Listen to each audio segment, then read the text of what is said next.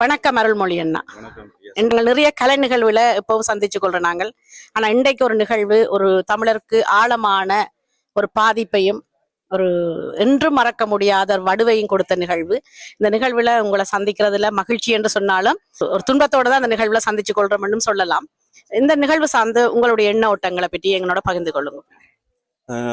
நிச்சயமாக இது முதல்ல இளையோர் அமைப்புக்கு நான் வாழ்த்த சொல்லிக்கொள்ள வேண்டும்.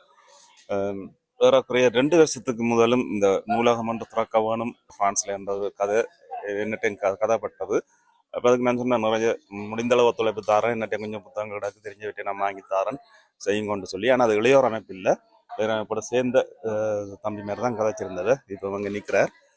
ஆனால் இன்றைக்கு இளையோர் அமைப்பு இந்த முயற்சி எடுத்திருக்கின்றது முதல் தரமாக இது பாராட்டுகள். நான் நினைக்கிறேன் ஐரோப்பாவிலேயே ஒரு தமிழ் நூலகம் ஒன்று வாரது இதுதான் முதலாவதாக இருக்கும்னு நினைக்கிறேன்.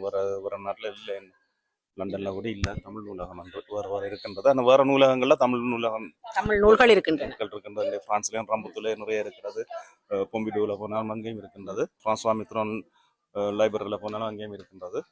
ஆனால் இது தனியே எங்களுடைய வரலாறுகளை மையப்படுத்தி வைக்க போகின்ற இந்த நூலகத்துக்கு மேல் நாங்கள் முடிந்த அளவு எங்களால் ஒத்துழைப்பை கொடுக்க வேண்டும். அதே நேரத்தில் இந்த நூலக எரிப்பு என்பது இன்றைக்கு 44 வருஷத்தை இரவு 12 மணி எட்ட போகுது. 1ஆம் தேதி ஜூன் மாதம் நாங்கள் கண் விழிச்சு எழும்பேக்க அப்போ இப்படியான ஊடகங்கள் ஒன்றும் இல்லை. ஆனால் ஏதோ வழியெல்லாம் அந்த செய்தி காற்றில் தீயா பரவி இருந்தது. காலம் கிட்டத்தட்ட 9-10 மணிக்கு நான் இருப்பது சுழிபுரம். அந்த நேரத்தில் சுழிபுரத்தில் இருந்தேன். யாழ்ப்பாணத்திலிருந்து கிட்டத்தட்ட 12 கிலோமீட்டர் தூரம். ஆனால் இந்த நூலக எரித்த தகவல் வந்து காலையிலே எங்களுக்கு வந்துட்டுது. ஆக்களாக்களை கடந்து வந்து எல்லாருக்கும் வந்துட்டு அவ்வளவுக்கு தீயாக பரவினது அந்த செய்தி. ஆனால் அது எல்லோருடைய மனதிலுமே அது மிக மிக ஒரு தாக்கத்தை ஏற்படுத்தி இருந்தது. கூடுதலாக படித்தவர்கள் படிக்காதவர்கள் இல்லை, படிக்காதவர்கள் கூட கவலைப்பட்டிருந்தார்கள். ஏனென்றால் அந்த அளவிற்கு அங்கே நூல்கள் சேர்க்கப்பட்டிருந்தது. ஆசியாவிலேயே மிக பிரம்மாண்டமான ஒரு நூலகமாக இருந்தது. பல அரிய பொக்கிஷங்கள் அங்கு இருந்தது. எல்லாம் எரிக்கப்பட்டது. எல்லோரையும் இது கவலையில் ஆக்கியிருந்தது. தமிழர்களை மட்டுமில்ல, இலங்கை கடந்து பிறநாடுகளில் இருக்கின்ற பிறநாட்டு மக்கள் கூட அதை பற்றி கண்டனம் தெரிவித்திருந்தது இந்த நேரத்தில் குறிப்பிடத்தக்கது. நிறைய பேர் கண்டனம் தெரிவித்திருந்தார்கள், வேற மொழி சார்ந்தோர். ஏனென்றால் ஒரு நூலகத்தை எரிப்பது என்பது ஒரு முட்டாள்தனமான செயல். அந்த நேரங்களில் அரசியலில் இருந்தவர்கள் தான் அதை செய்திருந்தார்கள். பின்னாளில் அவர் ஜனாதிபதியாக வந்திருந்தார். பின்னர் ஏதோ கணக்கெல்லாம் விட்டிருந்தார். அப்படியாக அவருடைய வாழ்க்கையும் சென்று கொண்டிருக்கின்றது. ஆனால் அதை எரித்தும் இன்று பிரயோசனம் இல்லை என்று சொல்லலாம். ஏனென்றால் மீண்டும் அந்த நூலகம் எழுந்து நிற்கின்றது. ஆனால் அந்த அன்றிருந்த அந்த பல ஓலைச்சுவடிகள் அவையெல்லாம் இனி எடுக்கிறது கஷ்டம்தான். எவ்வளவுக்கு சேர்த்து வச்சிருக்கணும்னு தெரியல. இருந்தாலும் நாங்கள் வரவேற்றுக் கொள்வோம். அதே நேரத்தில் இந்த பிரான்ஸ்ல இந்த முன்னெடுப்புக்கும் உங்கள் போன்றவர்களும் அதற்கு ஒத்துழைப்பு கொடுத்து நாங்கள் வரவேற்று ஒரு நல்ல ஒரு நூலகத்தை நிறுவிக்கொள்வோம். கட்டாயம் அருள்மொழி அண்ணா. யாழ் நூலக எரிப்பு 1981 அன்று ஊடகங்கள் எல்லாம் இல்லை என்று சொன்னீங்கள். ஆனால் மக்கள் ஊடகங்களாக செயல்பட்டார்கள். இன்று பல ஊடகங்கள் இருந்தாலும் கூட சரியான தகவல்கள் சரியாக போய் சேருவது குறைவாக இருக்கிறது, அரிதாக இருக்கிறது. ஆனால் மக்கள் அந்த தமிழ் என்ற ஒரு இனத்துக்காக அவர்களுடைய குரல் பலமாக ஒலித்ததால் தான் உலகம் முழுவதும் அந்த செய்தி ஒரே நாள்ல படுவேகமாக, தீய விட படுவேகமாக சென்றடைந்தன்னு நான் நினைக்கிறேன். நீங்க சொல்லது போல இன்றைக்கு நாங்கள் புலம்பெயர்ந்த நாட்டுல வந்தோம்னா மதத்தை தூக்கி கொண்டாடி கொண்டிருக்கிறோம். எங்கு தடக்கி விழுந்தாலும் கோயில்கள் என்ற ஒரு நிலைப்பாடு, அதுக்கும் சைவ கோயில்கள் அல்ல, இந்து கோயில்கள் என்ற ஒரு வேறு ஒரு பரிமாணத்துல இன்றைக்கு கோயில்கள் விழாக்கள் நடைபெற்று இருக்குது. ஆனால் ஈழத்தமிழன் அன்றைக்கு வேண்டியது ஒரு நூலகம்தான். அது திருப்பி வியாபித்து இருந்தாலும், இன்று புலம்பெயர் நாட்டில பல கோயில்கள் திறக்கப்பட்டிருந்தாலும் தமிழ் பள்ளிகள் நிறைய இருக்குது. தமிழ் படிக்க நிறைய பேர் ஏங்கி கொண்டிருக்கணும். தமிழ் நூல்களை வாசிக்க நிறைய பேர் ஆசைப்பட்டு வாங்கி படிக்க எங்களுக்கு வசதி இருந்தாலும் அதை கொண்டு பக்குவப்படுத்த இட வாய்ப்பு இல்லாம இருக்கிறதால நூலகம் ஒன்று இருந்தால் தேவையானதை பெற்று படித்து விட்டு மறுபடியும் அங்கே வைத்து விடலாம் என்ற ஒரு நம்பிக்கையை இயக்கத்தோட எல்லாரும் காத்து கொண்டிருக்கணும். உங்களுடைய வாக்கு பலிக்க வேண்டும். இந்த நூலகம் என்ற ஒரு விடயம் முதல் பிரான்ஸ் மண்ணில திறந்து அந்த பெருமைக்குரியவர்கள் பிரான்ஸ் தமிழர்கள் என்ற ஒரு பெருமையை நாங்கள் அடையணும் என்றதை நான் ஆசைப்படுறேன். மன்னிச்சு கொள்ளுங்க. பிரான்ஸ்ல தான் முதலாக முள்ளிவாய்க்கால் கல் வைக்கப்பட்டது. அதுவும் சோவரோனில் இந்த மண்டபத்திலிருந்து ஒரு 5 நிமிட நடைபுறத்தில் தான் அந்த முள்ளிவாய்க்கால் கல் 2010ஆம் ஆண்டு மே மாதம் 18ஆம் தேதி மேயர் ஸ்டீஃபன் கெத்னி அவர்களால் அதுக்கான முழு ஒத்துழைப்பு தந்து நிறுவப்பட்டது. இன்றைக்கு அந்த கல்லை நாங்கள் பெருசா கட்டுறதுக்கான சிந்தனையில் இருக்கிறோம். அநேகமாக அடுத்த வருடத்துக்குள் அது ஒரு நினைவு சின்னமாக மாறப்படும். ஆனால் இடம்பெறையாக இருக்கும். அதே நேரத்தில் நீங்கள் சொன்ன ஒரு விடயத்தை சொல்றேன். இந்த மதம் கூடுதலாக இங்கே பரப்பப்படுகிறது அதை பற்றி பேசினோம் என்று. நேற்று முன்தினம் நினைக்கின்றேன் 2 நாட்களுக்கு முன்பதாக எங்களுடைய இதே பிரதேசத்தில் தான் நான் விதியால் நடந்து வந்த பொழுது 2 பெண் பிள்ளைகள் ஒரு துண்டு பிரசத்தை என் கையில் தந்தார்கள். பார்த்தால் மதம் சார்ந்தது. அதில் குறிப்பிடப்பட்டிருந்த பல விடயங்களில் ஒன்று, தங்களிடம் வருகின்ற பொழுது உங்களுடைய நோய்கள் அனைத்தும் தீர்க்கப்படும் என்ற ஒரு வசனம் அதில் இருந்தது. அப்போ அந்த பிள்ளைகளை நான் உடனே கூப்பிட்டு கேட்டேன், இப்படி ஒரு புத்தக கண்காட்சி நடக்குது தெரியுமான்னு. தலையாட்டி போட்டு தெரியாதுன்னு, நீங்கள் நிற்கிற இடத்துல வந்து 2 நிமிஷத்துலாம் நடக்க போகுது, சனியும் ஞாயிறு. ஆனால் அவைக்கு நான் சொன்னதை பற்றி எந்த அக்கறையும் இல்லை. அவைக்கு முக்கியமாக வந்து அந்த மதத்தில் தான் இருக்கணும். அது அந்த பெற்றோருண்ட தவறு. அவை வந்து அதுக்குள்ள அவை ஊற பண்ணி இருக்கணும். அவைக்கு மற்ற எந்த பற்றி நாட்டை பற்றியோ இல்லை இதை பற்றியோ அவை அது சிந்திக்கிறதும் இல்லை. பார்ப்போம் வந்துட்டு போயிட்டோம். என்னதில் வரப்போறதில்லை. அப்படியாக ஒரு சிலரைய மனங்கள் மாற்றப்பட்டிருக்கின்றது. அது ஒரு கவலைக்குரிய விடயம்தான். மதம் என்பது தேவை, நான் இல்லை என்று சொல்ல அதை விருப்பம். ஆனால் அதற்குள் திணிப்பது வந்து ஏற்றுக்கொள்ள முடியாது. நிறைய பேர் திணிப்படுகிறது. இன்னொரு விஷயம், மதத்தை தாண்டி நீங்கள் சொன்ன ஒரு விடயம் உண்டு. நூலகத்தை எரித்தால் தமிழனுடைய வரலாற்று செய்திகள் எரிக்கப்படும் என்ற எண்ணம் அவர்கள்ட்ட இருந்தது. உண்மைதான். ஏனென்று சொன்னால், போத்துக்கேர்ட்ட கூட இல்லாத அவர்கள் எங்களை ஆட்சி செய்த பொழுது நடைபெற்ற செய்திகள் எல்லாம் சுமந்த நூல்கள் எல்லாம் எங்கள்கிட்ட இருந்ததாக சொல்லப்பட்டது. போத்துக்கேயன் கூட கவலைப்பட்டதாக சொன்னார்கள். ஏனென்று சொன்னால், அந்த வரலாற்றுகள் எல்லாம் இழந்துட்டமோ, ஐயோ எங்கள்கிட்ட இல்லையே, உங்கள்கிட்ட இருந்ததுன்னு நம்பிக்கொண்டுதான் கடைசி உங்கள்கிட்டையும் இல்லை என்ற ஒரு கவலை ஒன்று வந்ததாக நான் கேள்விப்பட்டேன். நான் ஒரு காற்றில் வந்த செய்திதான், உண்மையா பொய்யான்னு தெரியவில்லை. ஆனால் இன்றைக்கு 44 ஆண்டுகள் கழித்தும் கூட முள்ளிவாய்க்கால் நினைவு சின்னம் ஒன்று கனடாவில் வைக்கப்பட்ட பொழுது அந்த முட்டாள்தனமான செயலை மறுபடியும் உலகத்தரத்துல கொண்டு வந்து தாங்கள் முட்டாள்கள் என்று காட்டி விட்டு சென்றிருக்கிறார்கள் அந்த இனத்தவர்கள்.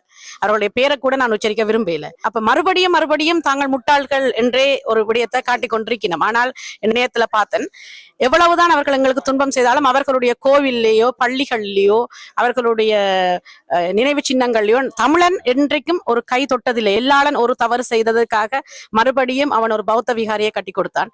ஆனால் அன்றிலிருந்து இன்று வரை ஒரு தமிழன் சிங்களவன் பௌத்தன் என்ற பகுதியில எந்த தவறையும் இழைத்ததில்லை. அந்த நினைவேந்தல் கல்லை உடைத்ததை எட்டி உங்களுடைய எண்ணப்பாடு என்ன? உண்மையில் அந்த நினைவுக்கல் திறக்கப்பட்டு ஒரு சனிக்கிழமை மே 18க்கு முதல் வார சனிக்கிழமை திறக்கப்பட்டது. கனடா நேரம் மாலை 7 மணிக்கு. அப்பொழுது இங்கு நள்ளிரவு எனக்கு அந்த காட்சிகள் எனக்கு அனுப்பப்பட்டிருந்தது என்னுடைய நண்பர் மூலமாக. என்னுடைய தொலைபேசி அடிக்க நான் உடனே எழுதி பார்த்தேன். அதற்கு ஓரளவு தெரியும் இப்படி நடக்குதுன்னு தான். அவ்வளோ பிரமாண்டமாக நானும் எதிர்பார்க்கல. என்ன வருதுன்ட்டு எடுத்து பார்த்தேன், உடனடியாக இதான் இருந்தது. நான் தான் அது முதலாக திறவேற்றினேன் எல்லா பதிவுகளையும். அதுக்கப்புறம் ஃப்ரான்ஸில் இருக்கிற எல்லாருமே அதை பதிவேற்றினவன். எனக்கு பார்க்க பெரிய ஆச்சரியமாக இருந்தது. நல்லொரு விஷயம் செய்திருக்கணும். அதில் இன்னொரு விஷயம் நாங்கள் கூடுதலாக கவனிக்கப்பட வேண்டியது, அவர்களோட அரசியல் விஷயத்தை அங்கே கையாண்டிருக்கணும். என்னென்னு சொன்னால், எங்களுடைய தேசிய கொடி வந்து கட்டாயம் தேவை, நான் இல்லைன்னு சொல்லல. ஆனால் அங்கே நீங்கள் பார்த்தீங்கன்னு சொன்னால் தேசிய கொடி இல்லை, மஞ்சள் சிவப்பு கொடி தான் இருந்தது. அதில் பின்னால் பெரிய ஒரு அரசியல் இருக்கின்றது.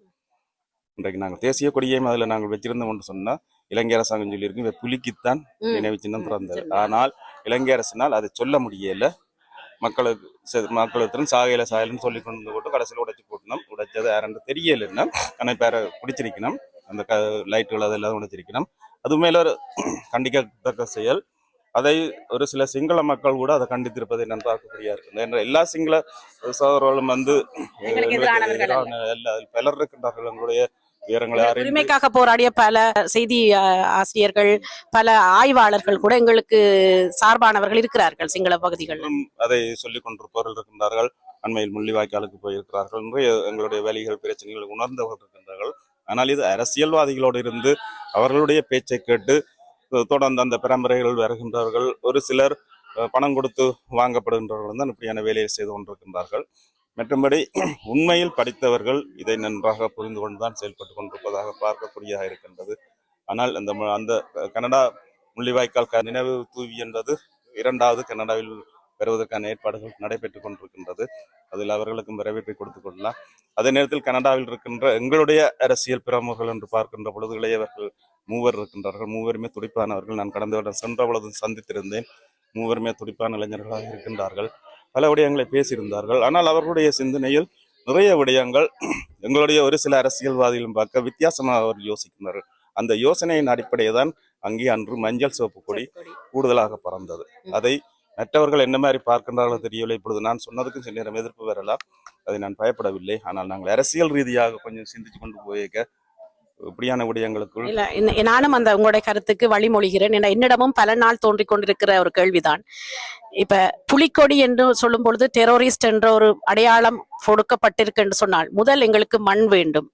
அந்த மண்ணில் தான் கொடியேற்ற முடியும். மண்ணை மீட்காமல் கொடியை சுமந்து பலன் இல்லை. ஆகவே மக்கள் போராடும் பொழுது மக்களின் கொடியாக சிவப்பு மஞ்சள் கொடியை சுமந்து செல்லலாம். புலி சின்னத்தை எங்களுடைய மண் கிடைத்த பின்பு நாங்கள் அங்கு ஆழமாக பதிய விடலாம் என்ற எண்ணம் என்னிடமும் பல முறை கேட்டு மறைஞ்சு கொண்டிருக்கிற கேள்விதான். இதுல பயப்படுறதுக்கு என்ன இருக்குன்ற ஒரு கேள்வி இல்லை. இந்த மக்களுடைய போராட்டம், மக்கள் கொண்டு நடத்தி கொண்டிருக்கிற போராட்டத்துல நாங்கள் எல்லாரும் இணைந்து ஒரு வழியில ஒரு சரியான செயல்பாட்டுக்குள்ள சென்று கொண்டிருந்தோமே ஆனால் டெரரிஸ்ட் என்ற ஒரு அடையாளத்தை தூக்கி எறிஞ்சு போட்டு எங்களுடைய மண்ணுக்கான விடுதலை என்ற நோக்கம் உண்மையானது நேர்மையானதுன்றதை காட்டலாம். இதுல நீங்க பயப்படுறதுக்கு எதுவும் இல்லை என்றுதான் நான் நினைக்கிறேன். என்றால் உங்களுக்கு நான் வழிமொழிந்து நிற்கிறேன். பயப்படையில சொல்றேன். ஒரு சிலர் எப்படியுமே ஒரு கால எழுதுவினம் இவர் என்ன இப்படி சொல்றாருன்னு சொல்லி, ஆனா அது புரிந்து கொள்ளாம அவர்கள் நடைமுறை படுத்துகின்றார்கள். நானும் பல இடத்தில் பேசியிருக்கின்றேன். முள்ளிவாய்க்கால் நேரத்தில் நாங்கள் கூடுதலாக மஞ்சள் சிவப்பை பிரதிபலிக்கின்ற பொழுது அங்கே அரசு தரப்புக்கு சொல்ல முடியாது, இவைகள் புலிகளுக்குத்தான் இவை செய்யணும் என்று. அதாவது அவர்களை நாங்கள் வரவேற்க வேண்டும். அவர்கள் எங்களுக்காக உழைத்தவர்கள், எங்களுக்காக தங்களை அர்ப்பணித்தவர்கள். அது கட்டாயம் தேவை. அதுக்காக மாவீரர் நாள் இருக்கின்றது. அதே நேரத்தில் மற்ற நினைவு நாட்கள் எல்லாம் இருக்கின்றது. போராளி மாவீரர்களை பொறுத்தமட்டில் நிறையவே இருக்கின்றது. அவர்கள் எப்பொழுதும் எங்களுடைய நெஞ்சில் வாழ்ந்து கொண்டிருக்கின்றார்கள். ஆனால் முள்ளிவாய்க்காலில் நாங்கள் கூடுதலாக இப்படியான விடயங்களை நாங்கள் செருகின்ற பொழுது இலங்கை அரசு அதை பறைசாற்றுகின்றது, பல தடவை பறைசாற்றி இருக்கின்றது. இது மக்களுக்கு செய்யல, புலிக்குத்தான் செய்யணும் என்று சொல்லி பல தடவைகள். ஆனால் கனடா விஷயத்தில் இலங்கை அரசு சொல்லல, மக்களுக்கு செய்யல, புலிக்குத்தான் செய்த என்று சொல்லல. காரணம் அங்க மஞ்சள் சிவப்பு கொடி தான் பிறந்தது. அது அவர்களுடைய ஒரு அரசியல் ராஜதந்திரம். உண்மையில் அவர்களுக்கு பாராட்டை நன்றியும் சொல்லுவோம். சிறப்பண்ணா, சிறப்பு. நன்றி உங்களுடைய கருத்துக்களை எங்களோட பரிமாறிக்கொண்டதுக்கு. அடுத்த ஆண்டு அல்லது இன்னும் வரும் சில ஆண்டுகளில் ஒரு அழகான தமிழ் நூலகம் ஒன்று பாரிஸ் மண்ணில் அல்லது பிரான்ஸ் மண்ணில் உருவாகி அங்கு நான் உங்களிடம் பேட்டி எடுக்க வேண்டும் என்று இறைவனை வேண்டிக் கொள்கிறேன். நன்றி அண்ணா. நன்றி. கூடுதலாக பாரிஸில் தான் அது உருவாகும். சிறப்பு, நன்றி. மக்கள் சுகமாக வந்து செல்லக்கூடிய இடங்கள் பாரிஸாகத்தான் இருக்கும். நான் இதுவரையில் கலந்ததின்படி பாரிஸ் அல்லது சுற்றுப்புறம் அநேகமாக பாரிஸ் தான் இருக்கும். சிறப்பு, சிறப்பு, சிறப்பு. தமிழ் மொழி உலகமெங்கும் போற்றப்பட்டு கொண்டிருக்கிறது. ஆனால் உலகத்தரத்தில் எங்களுக்கான ஒரு நூலகம் இருந்தால் இன்னும் அது வளர்ந்து மேலும் மேலும் உச்சம் தொட்ட அது வாய்ப்பா இருக்கும். எங்களுடைய குழந்தைகளுக்கும் அது நல்ல வாய்ப்பா இருக்கும். நன்றி அண்ணா.